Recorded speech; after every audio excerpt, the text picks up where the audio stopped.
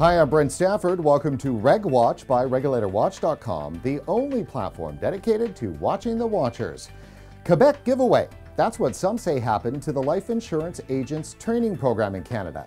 For years, the AMF, Quebec's insurance regulator, refused to join a national licensing program. But in 2012, that all changed.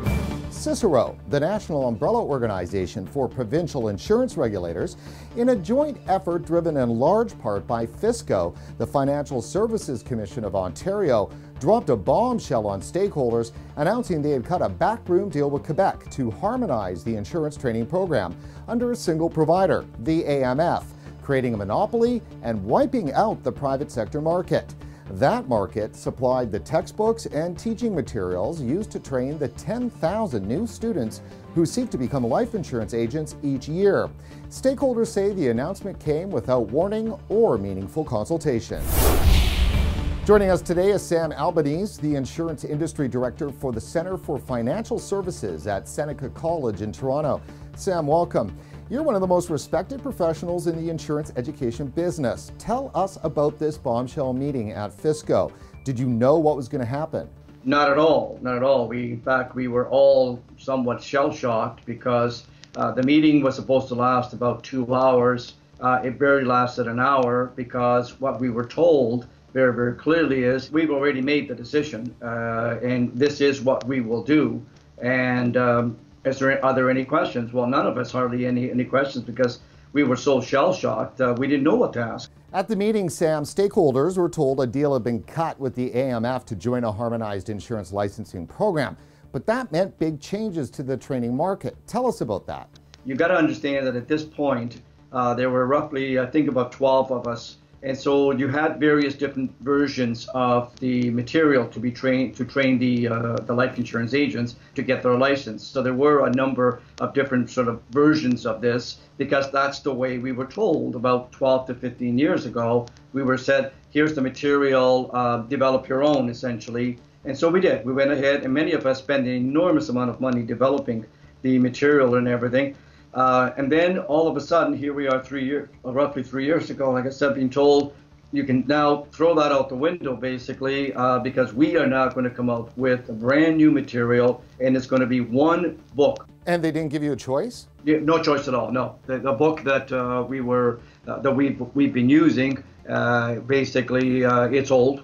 And we need to update it. Now, somewhat, we knew that we had to do some kind of an update. What we didn't realize was that there's going to be only one provider. And as we've reported, the new exclusive national provider for training materials to CISRO is the AMF, Quebec's insurance regulator. Sam, I would imagine the existing private sector companies are going to be hit pretty hard by this.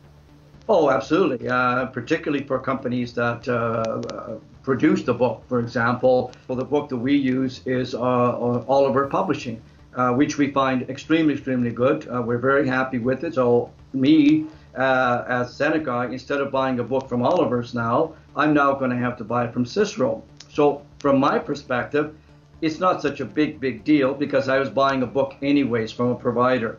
What it is a big deal is for the people, for the companies that actually produce the material that did spend, in many cases, hundreds of thousands of dollars to put all this stuff together, put the material together, publish it, and so on and so forth. And suddenly, that's gone. That line of business, that revenue stream has now been frustrated. Basically, it's over with. How frustrating has this been for you? Very frustrating. I always thought that we lived in a society where all stakeholders are consulted, and everybody gets an opportunity to speak and voice their opinion, and then try to come up with some kind of a solution. Not, in my mind, nobody's paying us for loss of business here.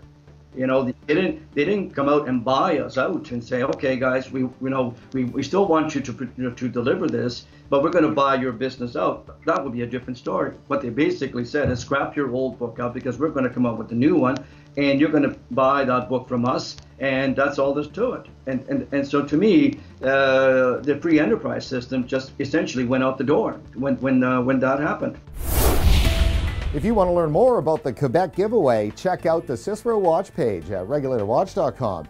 In our feature story, you'll hear from other stakeholders impacted by the new system, and you can deep dive into the Freedom of Information files we've gathered as a part of our investigation into the new harmonized training program. Well, that's it for this edition of Reg Watch. Before you head off, don't forget to like us on Facebook and please follow us on Twitter. For regulatorwatch.com, I'm Brent Stafford.